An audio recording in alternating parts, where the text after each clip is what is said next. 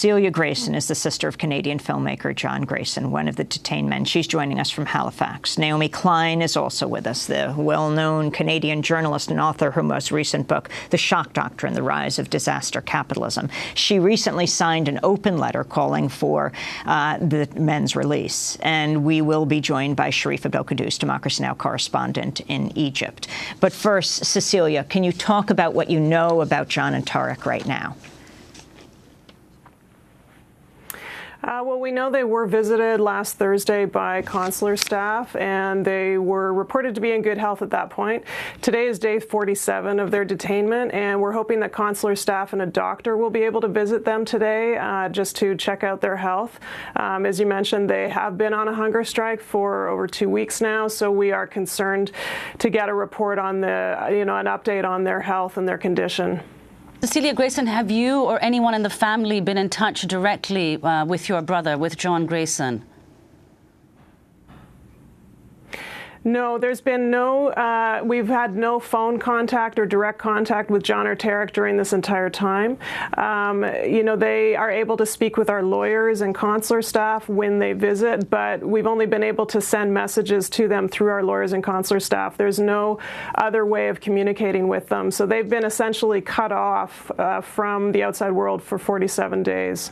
Can you tell us about John and Tarek? You know both of them. Of course, your brother is John Greyson. Yeah, absolutely. John, as you mentioned, is an award-winning filmmaker. He is a professor of film in Toronto and is known around the world for his work in film and in civil rights activism. Tarek is an emergency room physician. He is an assistant professor of medicine at a university in Canada, in London, Ontario. And he is also, he's a member of the Canadian Doctors for Refugee Care. He's very interested in working with individuals in conflict zones, which is why he was doing this work at Al-Shifa Hospital in Gaza, where he trains doctors and nurses in emergency critical care procedures. Naomi Klein, you, like John and Tarek and Cecilia, are from Canada. What is your government, the Canadian government, the government of Stephen Harper, doing to free these men? Well, all we know is what they're saying publicly,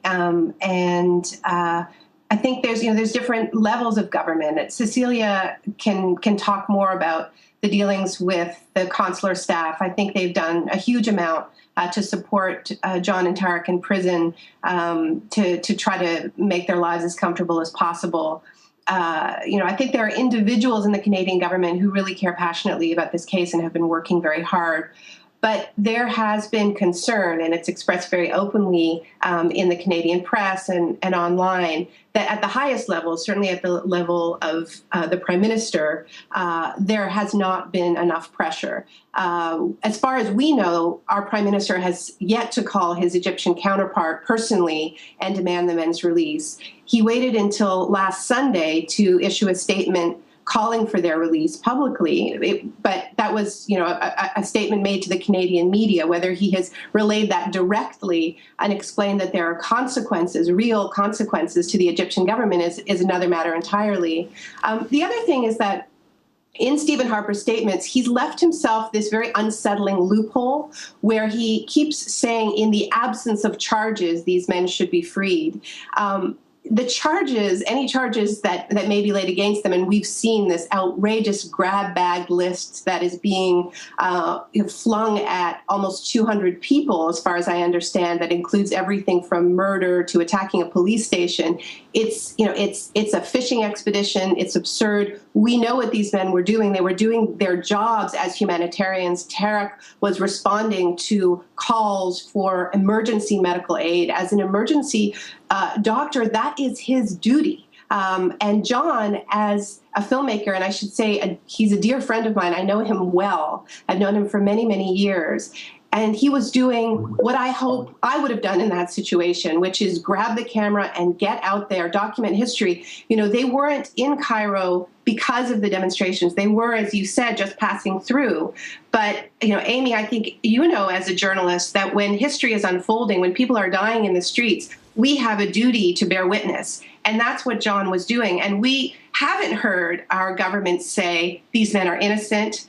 they were doing their jobs.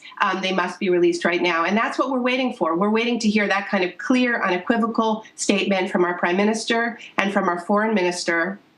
And we're also waiting to hear that if they continue to be ignored and disregarded by the Egyptian government, which has been what's happened so far, that there will be real consequences. We heard just for the first time yesterday from our foreign minister, John Baird, that there will be consequences. He didn't outline what kind of consequences, and we'd like to hear those consequences outlined, because our foreign minister and our prime minister have more power than just issuing statements and making phone calls. There's also a huge amount of trade back and forth between Canada and Egypt. There are a lot of Canadian companies, particularly resource companies, that are clamoring to get into Egypt right now to engage in mineral extraction. There was actually a little mini conference since John and Tarek have been in prison with Canadian companies talking about what a great opportunity this moment is for them. Now, all of these companies would be getting support from the Canadian Export Development Corporation, which is the equivalent of our Import-Export Bank.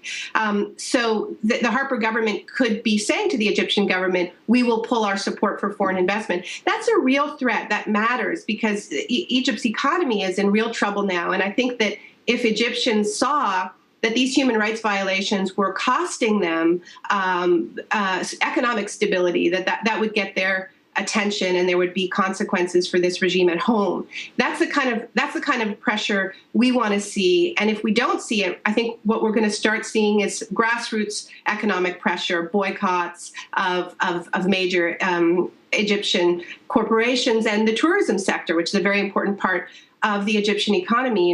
If this can happen to two Canadians passing through Cairo, just performing their duty, they can end up in prison without charges now for 47 days.